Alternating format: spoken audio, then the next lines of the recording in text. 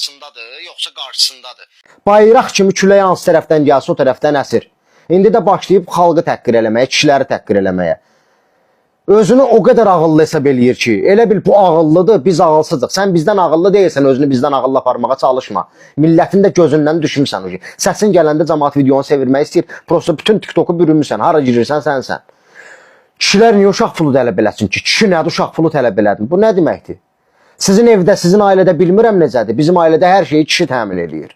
Ola bilər sizdə tərsi nədir? Amma bizdə tərsinə deyil, bizdə elə düzünədir. Kişi təmin eləyir hər şeyi, ailəni. Niyə tələb eləməsin ki? Kişi nədir, uşaq pulu tələb elədi nədir? Azərbaycanda o uşaq doğulana qədər qadınla bir kişi də doğur. Sizin hələ xəbəriniz yoxdur deyəsən. Ola bilər sən ağzını istəyir dədir, normal gəlirin var, ona görə də sənə maraqlı deyil də. Deyirsən 100 manat, 200 manat dövlət uşaq pulu verdi, yaxşı.